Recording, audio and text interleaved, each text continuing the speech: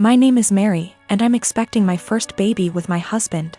This is the first grandchild in the family, in-laws, and they said that if the baby's a boy then we'll give him my father-in-law's name. He's dead due to cancer. I had no problem with that. This happened before we found out the gender of the baby. My husband and his family had me do things like attend prayers and do other rituals before the reveal at the doctor's. I didn't like that but went with it to keep the peace. Our appointment came, and it turned out to be a girl. My husband cried in the car, then turned his phone off to hide from his family, then finally told them. His mom and the others made their frustration and disappointment clear, which bothered me cause my daughter deserves to be celebrated, but they ghosted me for days, then started coming over and visiting, constantly referring to my daughter as my son, claiming the results were false and basically pretending it's a boy. I had severe fights with them after they refused to stop it. And my husband sided with them despite seeing how wrong and unreasonable what they were doing was. We didn't speak for a while. Sister-in-law called to apologize, then informed me she arranged for a baby shower for me. I was so excited and happy. But when I arrived I saw blue balloons, blue cake with father-in-law's name / decorations around. I was so confused I had to sit down. Sister-in-law explained they were still hoping the gender results are false and it's a boy. I looked at my husband and he agreed with her. I lost my temper and yelled at them all, calling them delusionals and telling them to stop treating my daughter like she's unwanted and act like she doesn't exist by throwing a party for their imaginary grandson. Mother-in-law broke down crying. I took my bag and walked out immediately. They started yelling and my husband followed me outside and started arguing about how I insulted his family and his dad's memory by acting like that. I told him to wake up and see the insanity in his family's behavior.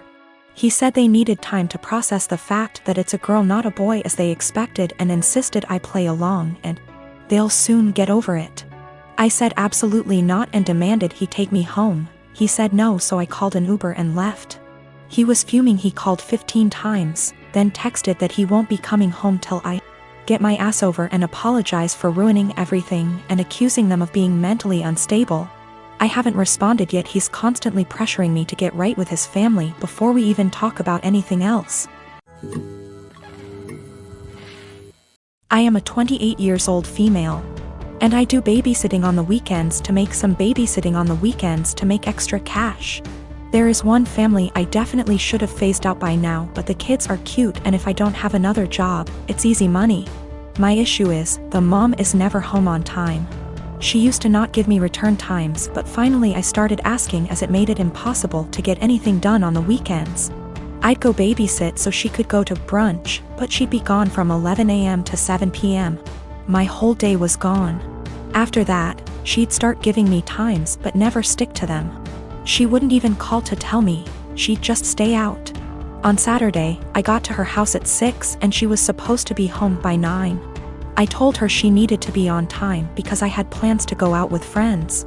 I was even getting ready at their house after I put the kids to bed. She promised.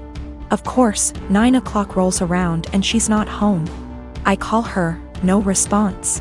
Text, no response. Another hour. Nothing. Still calling and texting. Finally, it is midnight. By this point, my plans are long ruined, but I'm pissed and exhausted. I call her and leave a voicemail saying if she's not home in the next hour, I'm considering the kids abandoned and calling the cops.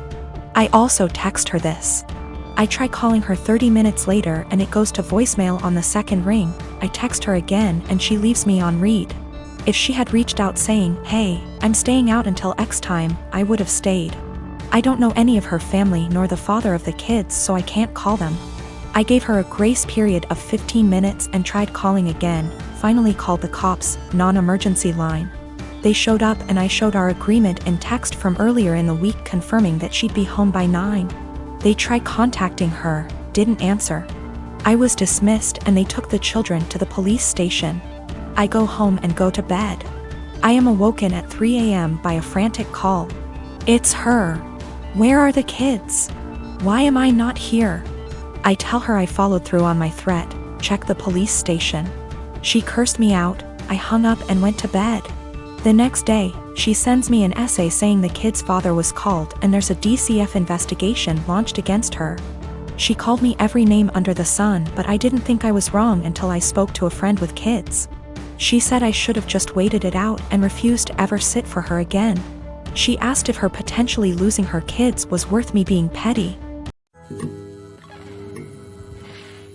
My partner and I want to be married, but we don't care much for the idea of having a wedding.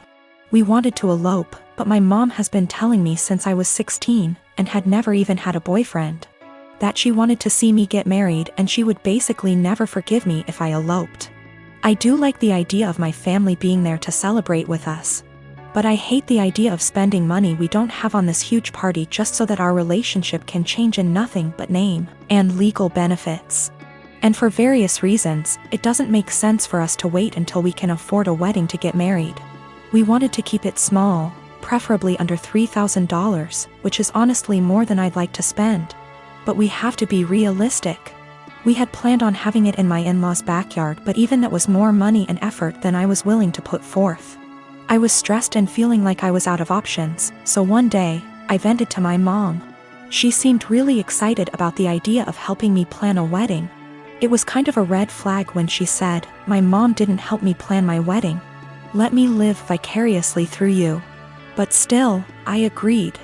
She seemed really excited to help me find a venue. I was not excited, because I have not been excited about one single step in the wedding process, and I just want it to be over. About a week later, I found out that this really great park in our city, that my partner loves, does weddings for an extremely small fee. I emailed the event coordinator and found out that the date we want is available.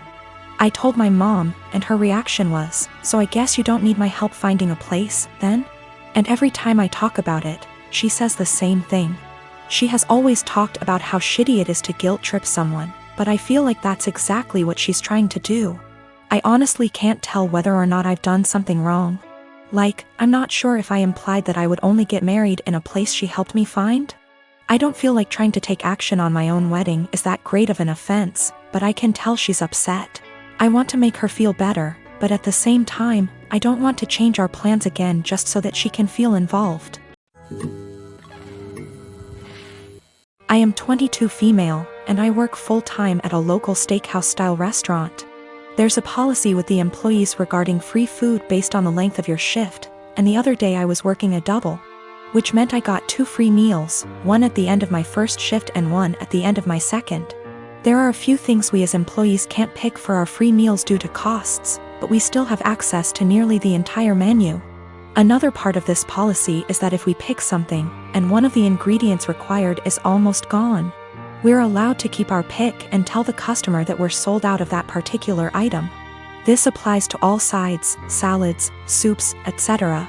Usually though, if we say we're out, we really did run out regardless of employee meal picks. Anyways, on the day that I worked my double, we were about 2 hours out from closing and I sat a couple who were on a first date.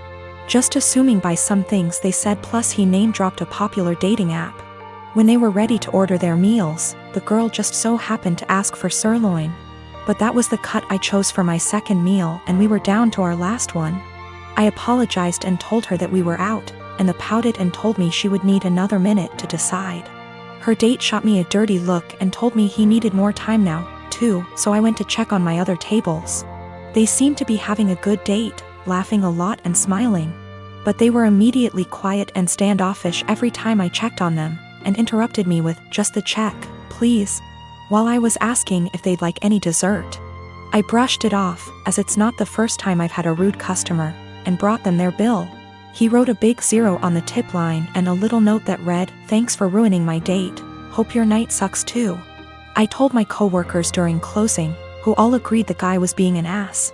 But when I called up my dad the next day and the topic of work and those particular customers came up, he told me I should have been less selfish and just let the woman have the sirloin and that I should have picked something else. He told me they didn't handle it very well, but that young lady had probably been looking forward to that steak. You knew you could have given it to her and you didn't. I'm honestly a little disappointed in you. That really hurt my feelings and I've been wondering if I was actually in the wrong. I don't believe it was a money thing. The guy ordered a pretty expensive seafood dish and the girl had one of our pricier cocktails. The sirloin is not our cheapest steak option. Yes, I'm aware that it's a weird policy, but it's our policy and my bosses encourage employee satisfaction so that we can ensure customer satisfaction. I do not eat steak for free every day I work there. I have it once every 1 to 2 weeks.